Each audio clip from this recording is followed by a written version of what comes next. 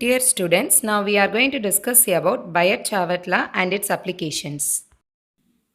Two French physicists, Biot and Savart, derived the mathematical expression for describing the magnetic field density, which is generated by a constant electric current. As we know that the electric current can produce a magnetic field around it. So here, Biot Savart law is used to relate the magnetic field and the electric current. So here we are going to consider a long wire. So consider a long wire which is carrying a current I. So here current is I. So the same current is flowing all over through this wire. So due to this current carrying conductor, there is a magnetic field around it. Now we are going to consider a point P with some distance in a space. We are going to consider a point P in a space with respect to this current carrying conductor. So now we are going to identify a small current element. What is this small current element? So here we are going to consider a very small distance length along this long wire. We are going to consider only the very small length that is described as a dl. It is infinitesimal, that is very small length of the wire we are going to consider. Very small length.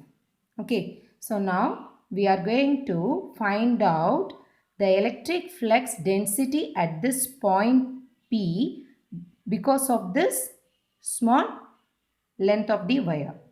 So instead of the whole wire, we are considering only the small element. This element, the current flowing through this distance is also a I.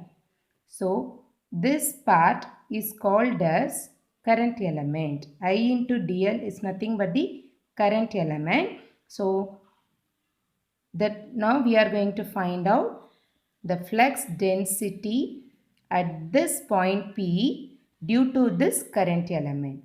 So now we are going to consider the distance between the current element and that point.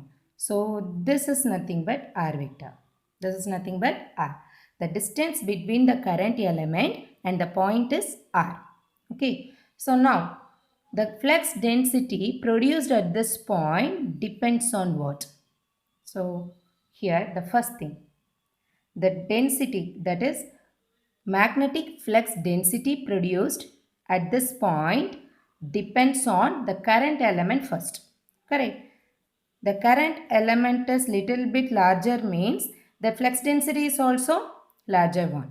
So it is directly, flux density is directly proportional to the current element. That is the first point. If it is too smaller, the flux density is also too small. Correct. So next, this flux density is also depends on what? And one more thing, that theta. Correct. So this is a current element. So there is a point in space here. So the direct contact with the point is having some angle with the line. That is called as theta. So what is the role of theta here? Suppose if I am going to consider this point straight away to this current element. Straight away to the current element. Suppose my point is here straight away to this current element. At that time, I am having a larger amount of magnetic flux density due to the direct relation. So if it is little bit inclined, correct. So its flux density is little bit smaller than this flux density at this point. For example, if I am having the point here, so at that time the theta value is little bit reduced. At that time, this dB value is smaller than this dB value. Suppose I am going to consider the point.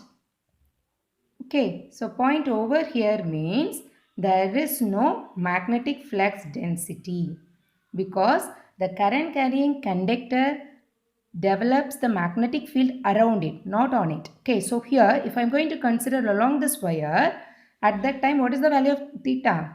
Theta value becomes 0. So whenever theta 0, there is no flux density, no flux density. Okay, there is no flux density. So whenever theta is 90 degree, that is right angle, direct to this current element, that is right angle, at that time it is having maximum flux density. That means that flux density is directly proportional to sine theta, because sine 90 is 1, that is maximum. Sine 0 is 0, that is there is no flux density.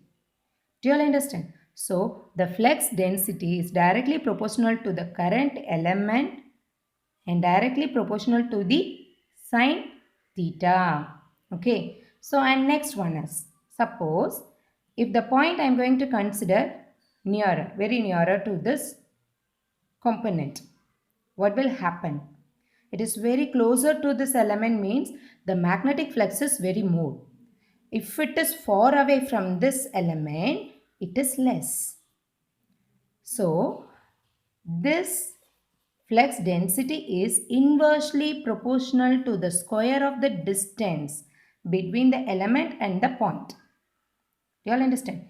If the point is very close, if the distance is very closer to this, it is having maximum flux density.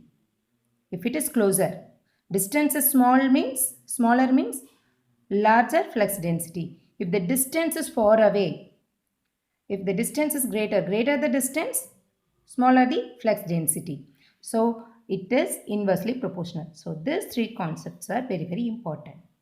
So flux density is directly proportional to the current element I into dl and also directly proportional to sine theta and inversely proportional to the square of the distance between the current element and the point. Okay. So this is the statement of Biot Savart Law.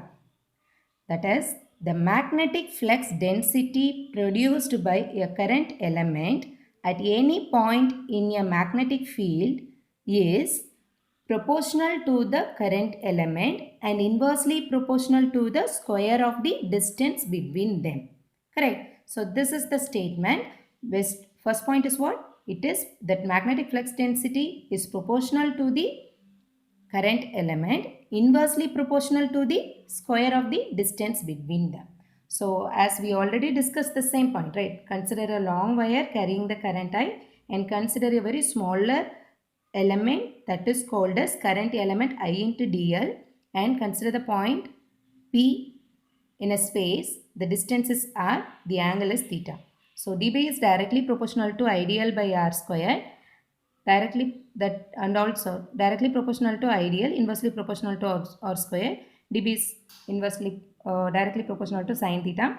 We can write like this. So finally the dB is equal to, this is a constant value. This is the constant value. Correct. So mu by 4 pi I dl sine theta by r square. Okay. So this is what Biot Savart Law.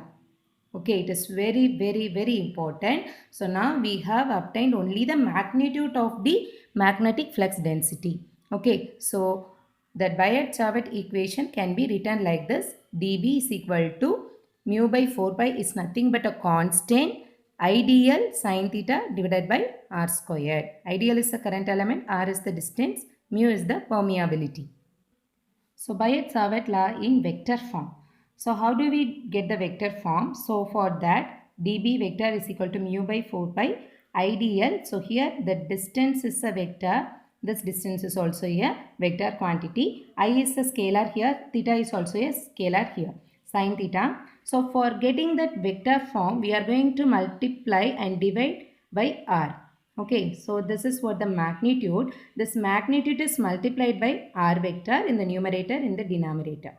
So we will get I dl r into sin theta. In the denominator we will get r square into r is nothing but r cube. So this same equation can be written as dB vector is equal to mu by 4 pi into, that is into I into dl cross r vector divided by r cube. How this term becomes dl cross r vector? So as we know that a cross b vector is equal to ab sin theta. Correct. A cross curl of 2 vector is equal to AB sin theta. So we can write, so dl bar, that is instead of A we are having dl bar cross R vector. So we can write this is nothing but dl R sin theta. So dl R sin theta can be written as I into dl vector cross R vector divided by R vector the cube. So this is the vector form of Biot Savart law. It is very, very important. So next, applications of Biot Savart law. So Biot Savart law is mainly used to measure the magnetic field strength at various points. Example, to calculate the magnetic field due to finite and infinite conductor, magnetic field intensity on the axis of circular coil, so magnetic field intensity on the axis of solenoid and the axis of rectangular coil. So these all are the examples of Biot Savart law. So Biot Savart law is mainly used to measure the magnetic field strength at various points in space. Thank you.